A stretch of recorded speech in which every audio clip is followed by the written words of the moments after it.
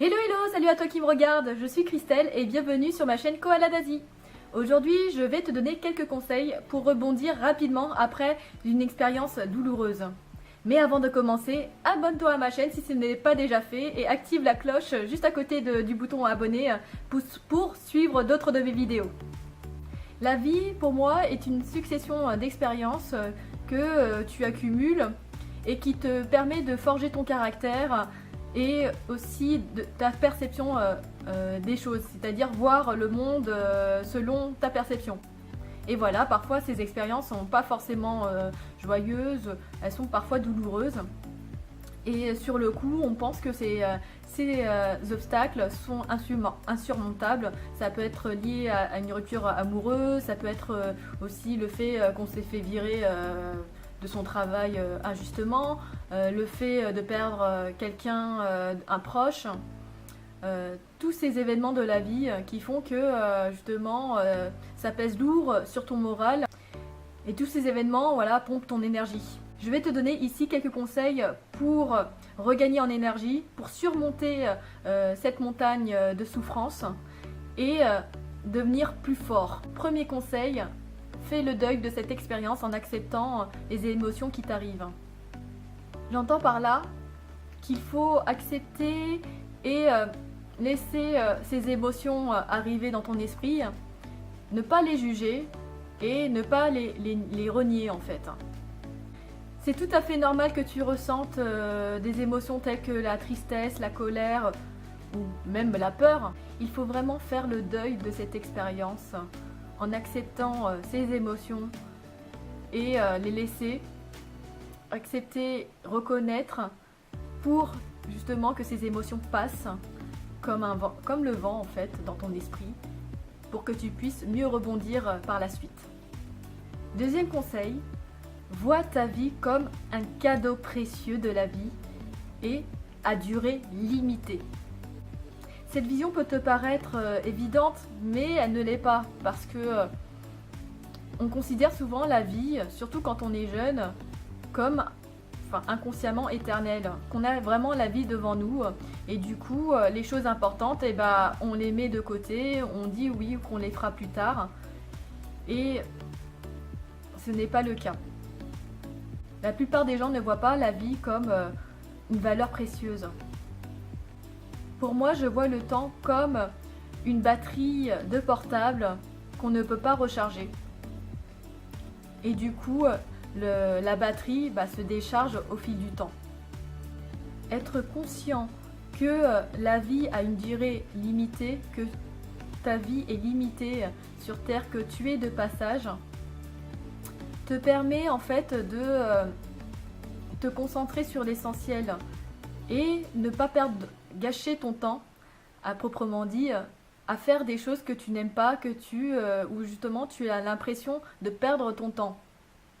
Et pour moi, c'est comme cette expérience douloureuse en fait. C'est tout à fait normal de passer par une phase justement où tu as une baisse de morale, où tu ne vas vraiment pas bien. Mais il ne faut pas que cette phase dure longtemps. Comme je dis, la vie est à durée limitée.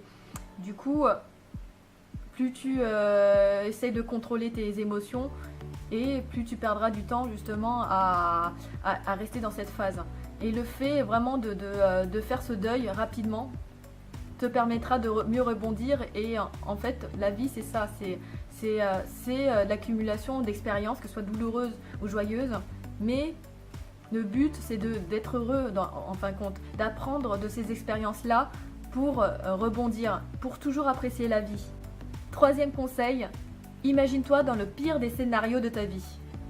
Le fait de s'imaginer dans le pire scénario de sa vie ou le fait de voir autour de nous des personnes qui vivent des expériences autant douloureuses que la nôtre ou même pire, te permettent en fait de prendre du recul sur ce que tu vis.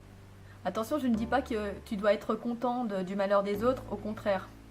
Mais tu prends conscience que cette expérience est relative à ce que tu peux imaginer de pire dans ta vie. Pour moi, le pire scénario de ma vie, ce serait à la fin de ma vie, prendre conscience que j'ai gâché une grosse partie de ma vie à à construire une carrière, à construire quelque chose en fait qui au fond de moi n'est pas le plus essentiel et que je parte de ce monde avec vraiment très peu de souvenirs, de bons souvenirs. Car tout ce que tu emportes à la fin de ta vie, ce n'est pas l'argent, ta carrière, tes biens matériels, mais bien tes souvenirs. Alors autant créer de bons souvenirs toute ta vie en faisant ce que tu aimes, tes passions et ce qui est le plus important pour toi. Quatrième conseil, t'entourer de personnes qui t'aident à aller de l'avant. C'est important d'être bien entouré de personnes qui ne te jugent pas, malgré les émotions qui t'arrivent, que ce soit la colère, la tristesse, et qui sont présents à ce moment-là, à t'écouter, qui sont vraiment prêts à t'écouter pour que tu puisses exprimer ta douleur par des mots.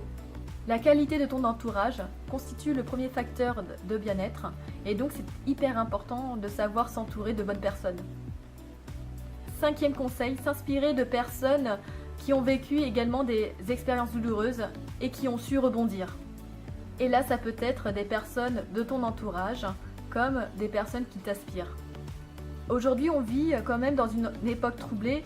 Bon, ça a toujours été dans l'histoire, mais avec l'apparition de l'entraide, des personnes en fait ordinaires qui ont décidé de se dresser et de rebondir face à des expériences douloureuses, des échecs, et qui veulent partager justement leurs expériences à d'autres personnes ordinaires. Et en fait, tu peux très bien t'inspirer non seulement de personnes qui ont écrit des livres, mais aussi des personnes qui ont une chaîne, par exemple sur YouTube, comme moi, ou d'autres personnes sur qui tu peux t'identifier, qui font des vidéos, des audios. En fait, tous les moyens de communication sont bons, en fait. Sont bons pour t'aider à rebondir et à te développer et à être une personne plus forte, en fait. Une personne, et à ton tour, justement, être une personne inspirante. Et c'est clair que c'est plus facile avec Internet d'être connecté avec ces gens. Comme je dis souvent, l'être humain n'est pas fait pour vivre isolé. Et donc, c'est important de sortir de sa zone de confort pour aller vers les autres, afin de prendre du recul sur ce que tu vis et aller de l'avant. Prends aussi du temps pour toi en cassant ta routine. Alors ça peut être en faisant un voyage, en passant plus de temps avec ta famille, tes amis. Le sport aussi, c'est un moyen d'évacuer le stress, de libérer tes émotions et du coup t'aider à aller de l'avant en fait, à t'aider à aller mieux. C'est tout pour aujourd'hui. Si tu as aimé ma vidéo, lâche un pouce bleu ou fais-moi un commentaire et je te retrouve dans une autre vidéo. Ciao!